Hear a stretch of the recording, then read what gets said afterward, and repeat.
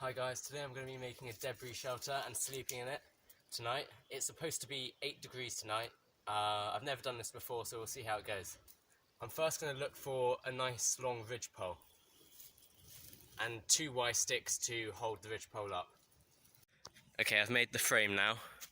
I've propped it up using 2 Y sticks either side. I've also lifted up the ridgepole this side as well, just so I've got a bit of extra room for my feet. I used 2 Y sticks like at the other end, but I also added in these poles here so that the ridgepole didn't rock back and forth like that. I'm now going to add sticks or ribbing along the ridgepole, and I've measured out where the ribbing should go on the floor. I've left roughly 20 centimetres either side of my body and a bit less at the bottom by my feet. Okay, so I've now finished the ribbing of the shelter.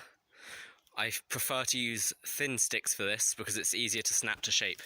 As you can see, along the top, I've tried to get them so they're not overlapping too much, because if they are, then water can run down here and then get onto the ridgepole and then drip down. So I've tried to keep these bits as short as possible. I'm now going to put the insulation on the floor. I've chosen to do it now because I think I can see what I'm doing better before I put all the outside debris on. I'm just getting pine needles like this and chucking them down. And to make sure they get all the way to the end, I'm then pushing them all the way to the back with my feet and compacting them down and then putting more pine needles on top. I found the best way to move the bedding into the right position is to take away a few ridge poles and just shuffle it about with your hands and then replace the ridge poles. I've now got a nice thick layer of pine needles inside my shelter. However, it's a bit itchy and there's lots of bugs and it's a bit unpleasant. So I'm going to see if I can find another layer of bedding that's a bit nicer to lie on to put on top.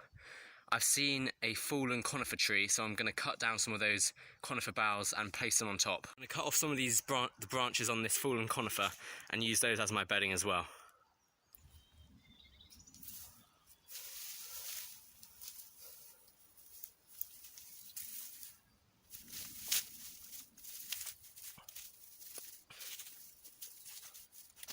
I actually think it might have been a mistake putting the ribbing up before I put in the bedding, because especially for bedding like this, it's really hard to get to the back of the shelter. So I've had to take all these down. I'm now going to compact the bedding down. It's really important that you have a thick layer of bedding, otherwise the ground will conduct a lot of heat away from you.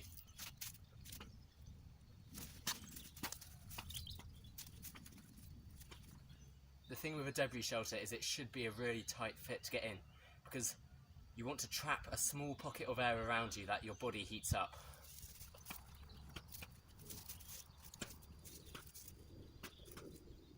As you can see, it's compacted down a lot, so I might actually try and add some more bedding.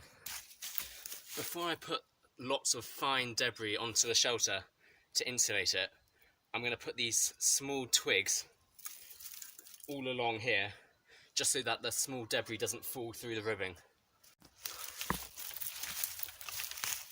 As you can see, I've now laid lots of small twigs horizontally to the ribbing so that the debris that I put on top doesn't fall through.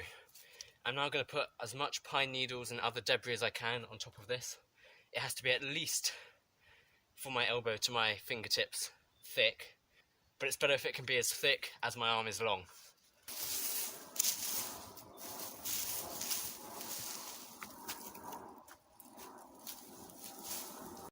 Okay guys, I've run out of time, so I'm going to have to leave this amount of debris on top. I've got to go and celebrate Mother's Day by going out to a restaurant, but I'll be back here at 8 o'clock. So I haven't quite got as much debris as I'd like. However, this stuff is quite dense, so I hope it would keep the rain out. If you're in a windy location, you might need to put some sticks on top of the hut to stop the debris blowing away. But I don't think this debris is going to blow away. It's quite dense. It's not like leaves. It's more slightly rotten pine needles. As you can see, it's pitch black in here. There's no light getting through. It's important that I block this entrance when I go in, so that the air that I've heated up doesn't escape out the entrance. I'm going to use this bag to block the entrance. And now I'm just going to go and see if I fit in it still.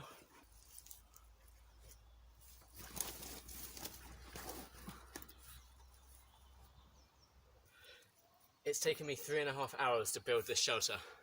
One thing to bear in mind is that it does require a lot of effort and will burn a lot of calories if you're going to build this type of shelter. Okay guys, I'm on the edge of the forest now. It's nearly 9 o'clock and I'm going to trek in about 15 minutes to where I made my camp earlier. I'm not going to turn my torch on when I'm by my camp because I don't want to draw attention to myself. Okay guys, you probably can't see me, but I'm at my shelter now. Okay guys, see you in the morning. It's actually not too cold at the moment, so I think temperature wise I'm going to be fine. And it doesn't look like it's going to rain, so I think it'll be an easy night. Good night. Hi guys, it's 20 to 6 in the morning and I've just woken up. Actually, I haven't woken up, I haven't slept at all. So I'm now going to talk about why I didn't sleep. So one of the first reasons is, it's my first time being alone in the woods at night. So I'm a bit nervous, so I'm not in the most relaxed mood for sleeping. Second of all, I was only wearing a t-shirt and a jumper. I wasn't wearing this jacket you see on here. I've just put this on this morning. I bought it in my bag in case of an emergency, but I didn't need it. However, I was slightly cold. I wasn't shivering or anything, but I was just a bit slightly uncomfortable. My bedding was actually fairly warm, but it's just the air around me was quite cold. I think the reason for this is because my bag doesn't block the entrance very well. It leaves a lot of gaps around the side. So today I'm going to show you how to make a door for your entrance to seal it better. Another thing is that the debris shelter is so tight that I couldn't roll around or move positions that easily. So I was often stuck in a fairly uncomfortable position on my front, lying on my hands like this. Also, my bedding compacted down a lot, so it was quite hard. It still insulated me, but it was still fairly uncomfortable to lie on. I'm now going to show you how to make a door for your shelter. For cordage, I'm going to be using the bark of the young shoots of this tree here. I've made 2 triangles by tying together sticks using pieces of bark like this that fit the size of the entrance. Then tie cross beams across like this. Then, like the shelter, put small twigs and sticks so that the debris doesn't fall out. Then put the insulating material on top. I've realised that using this type of material, such as conifer boughs and moss, you don't actually need the small twigs underneath.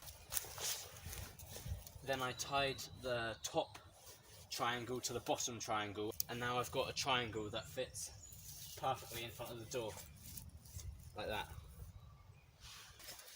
If I were to improve this shelter, I would put more debris on top, just so that it's less likely that rain can get inside if it rains. I'd also put more bedding in because that will insulate me from the ground more and also make it more comfier for myself. Also, if it was in the summer, so staying warm wasn't much of an issue, I'd make it more spacious inside so I'm more comfortable and can move about more. However, in the winter you want to keep it as tight as possible to keep the air around you warmed by your body.